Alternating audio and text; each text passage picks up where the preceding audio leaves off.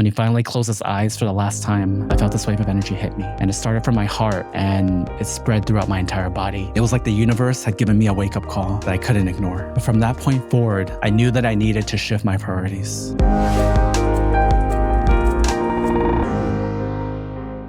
Hey there, and welcome back to the show.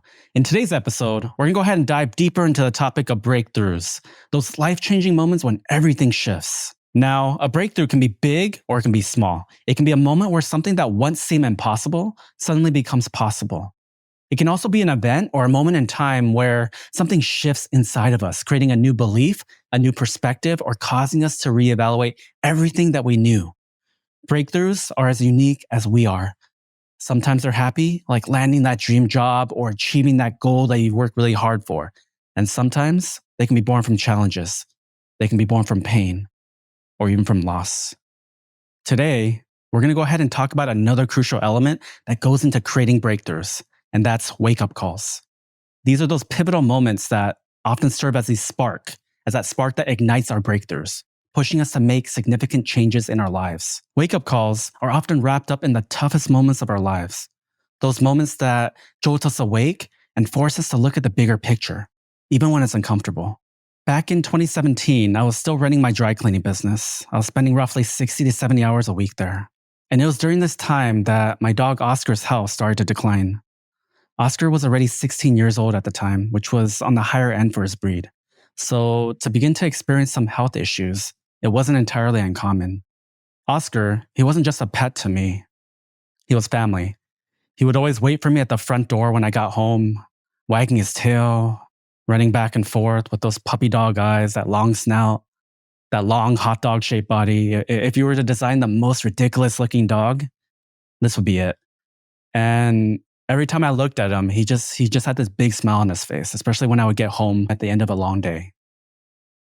As the weeks passed though, Oscar's health continued to decline.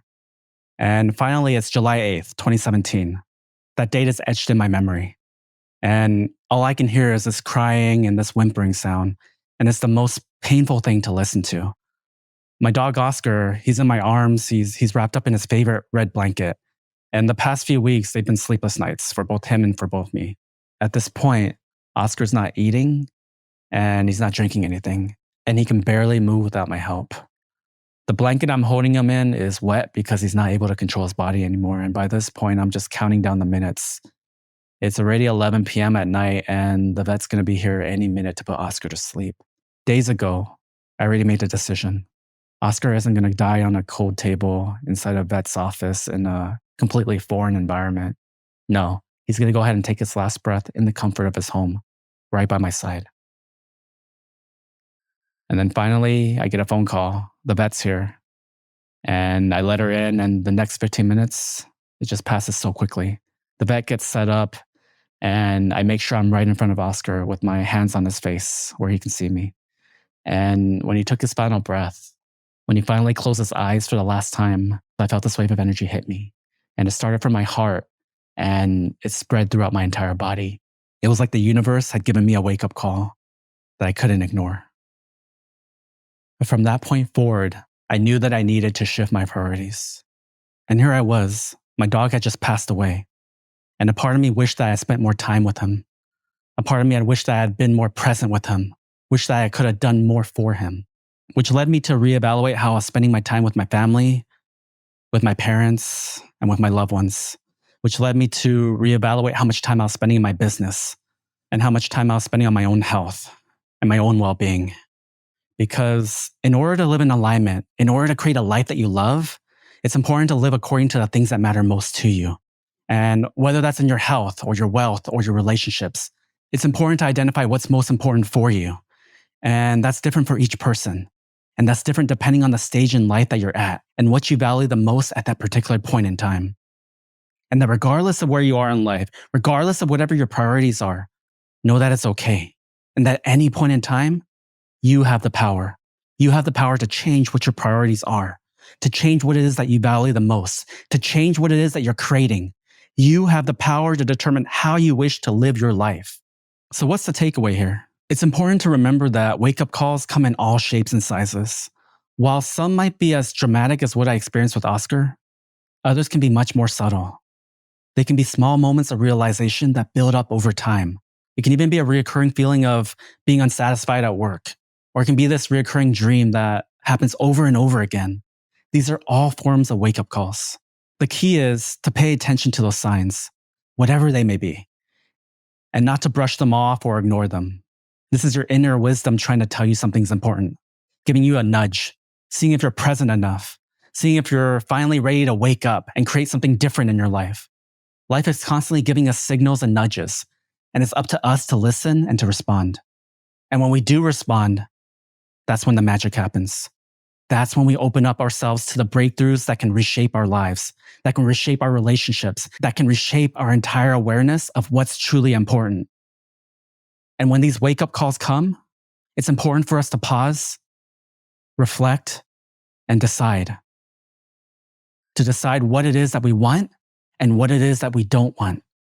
Because once we're clear about what we don't want anymore, we can begin to focus our attention on what it is that we want instead.